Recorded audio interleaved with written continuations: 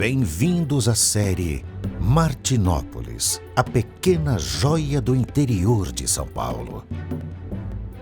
Tudo começa com uma estrada de ferro, a Sorocabana, que avança de Assis para Porto Epitácio por entre os espigões do Rio do Peixe e do Paranapanema. Eis que, então, em 5 de agosto de 1917, nesta linha ferroviária é criada uma pequena estação intermediária chamada José Teodoro, em homenagem a um dos primeiros desbravadores da região. Nós estamos exatamente no ponto zero da cidade de Martinópolis, né? Tudo começou através da estação ferroviária.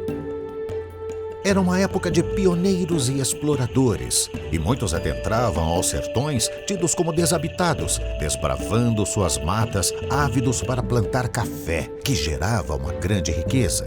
Neste período, o Brasil foi o seu maior exportador mundial. Se existisse uma certidão de nascimento passada em cartório, teria como pai o café e como mãe a ferrovia, porque todas as cidades surgiram por causa desses dois fatores. Nossa pequena estação lá ficou até que em 1924, um intrépido empreendedor vindo da Ilha da Madeira, chamado Coronel João Gomes Martins, decidiu comprar 10.000 alqueires na região com o intuito de lotear e vender em terrenos urbanos e rurais. Reservou uma parte, criou a fazenda Capão Bonito e, na sequência, fundou a Colonização Martins, atraindo muita gente. E assim começou o desenvolvimento da localidade de José Teodoro. A região foi palco de intensa negociação de terras, e entusiastas vinham à cidade para negociar e adquirir seu pedaço de chão. Assim, para hospedar e acolher todos os possíveis compradores, o Coronel Martins instalou um hotel que se chamava Hotel Colonial. Outro fato interessante é que este hotel hospedou também grande parte dos professores que vinham lecionar na cidade. Por isso, ficou conhecido igualmente como o Hotel dos Professores. O fato é que professores sempre tiveram grande importância e representatividade em Martinópolis. Décadas depois, este hotel passou a se chamar Martinópolis e durou de 1926 até 1980. Quando então o antigo hotel foi demolido e hoje é uma agência bancária. Porém, na cidade ainda existe um outro hotel que data da década de 30. Ele se chama Trianon e esta histórica construção ainda pode ser apreciada.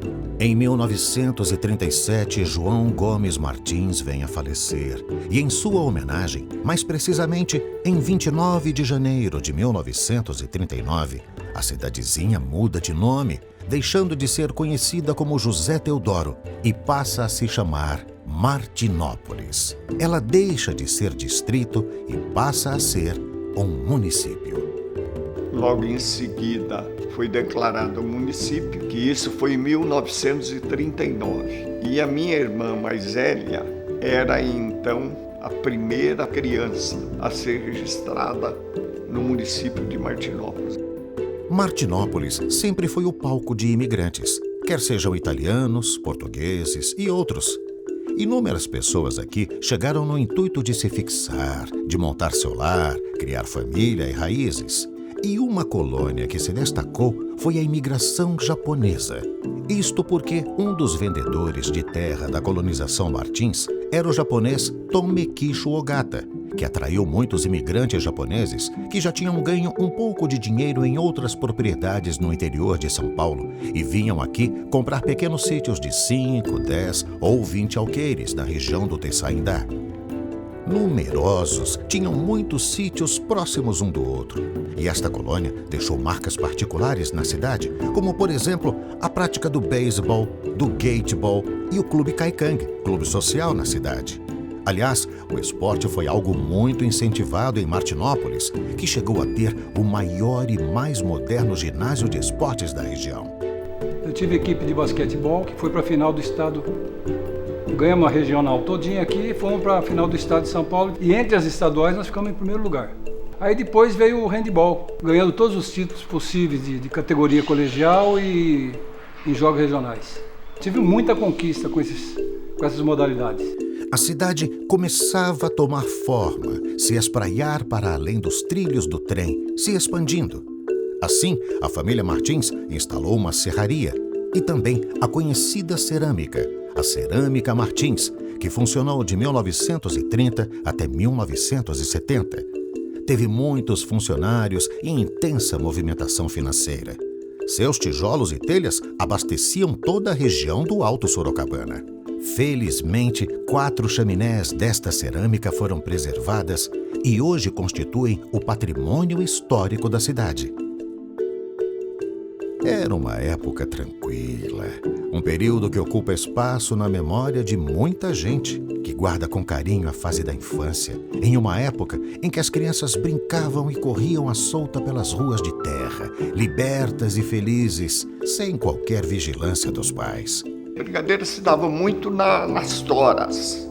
E ali se brincava de esconde-esconde, se brincava de pega-pega, se brincava de subir, descer, de correr. A gente brincava na rua. Amarelinha, pega-pega, bola. A nossa infância foi muito gostosa. Se o primeiro produto agrícola do Alto Sorocabana foi o café, com a quebra da Bolsa de Nova York em 1929, houve uma queda brusca no preço. Então, a partir da década de 30, o café começou a ser substituído pelo algodão. E tamanho foi o sucesso desse ouro branco, que em 1955, Martinópolis foi o maior produtor de algodão de São Paulo e provavelmente do Brasil. 2.200.000 arrobas colhidas. Os meus pais já vieram aqui para abrir mata, já vieram para colonizar a região, trabalhavam com a lavoura, eles eram agricultores, especialmente algodão.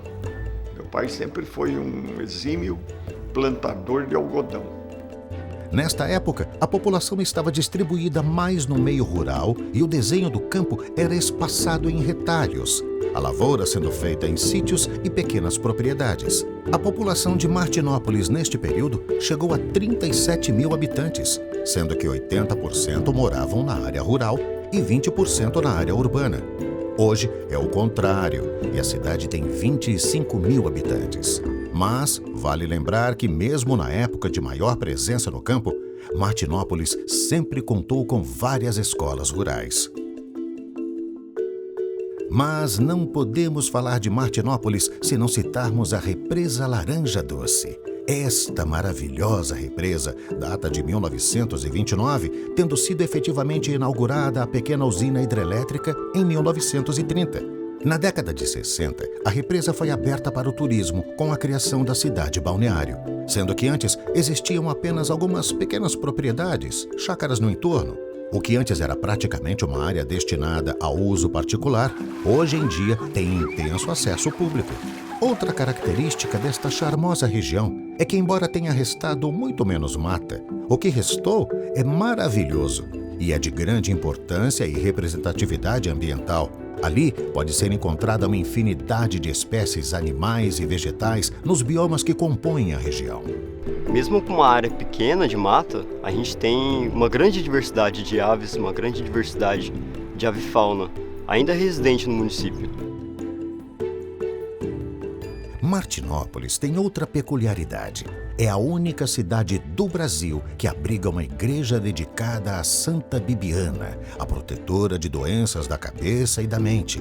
Ali existia uma pequena capela até 1930, quando então o padre João Schneider decidiu construir a atual e belíssima igreja, tendo sido inaugurada no Natal de 1939. Outro prédio de imenso valor histórico é aquele que abrigou o primeiro grupo escolar de Martinópolis da década de 30 e apelidado de Fazendinha. Tinha este apelido porque ali era o começo da fazenda de João Gomes Martins. Ele funcionou como escola até 1954, quando depois foi construído outro grupo escolar, o Adelaide. Hoje, infelizmente, esta relíquia está abandonada. Vale relembrar que vários professores tiveram o início de sua formação aqui e que depois foram lecionar em toda a região. Outra emblemática construção da cidade é o chamado Casarão. Apesar de não estar nas melhores condições de conservação, ele ainda preserva marcantes traços de esplendor e elegância. Construído pela família Falkenbach e comprado pelo Sr. Martins, se tornou a referência em relação a esta família. Eles, embora tivessem uma casa na fazenda Capão Bonito, queriam uma sede na cidade. Durante a década de 30 e até pouco tempo atrás, foi habitado pela família, tendo sido a última moradora a dona Guiomar Martins. Elegante e esplendoroso, o casarão, em seus tempos áureos, chegou a receber inúmeras personalidades e políticos, uma vez que João Gomes Martins Filho era ligado em política. Por ali passaram o senador César Lacerda de Vergueiro, o governador Laudo Natel e até Ulisses Guimarães frequentou as recepções que ali ocorreram. Dizem que um povo sem passado, ele não tem futuro. Esta é Martinópolis, uma cidade acolhedora que se orgulha de seu passado e projeta seu futuro. Uma cidade composta de um povo feito de valorosos indivíduos aguerridos e protagonistas de sua história e de seu destino. Sejam bem-vindos a Martinópolis. Até o próximo episódio.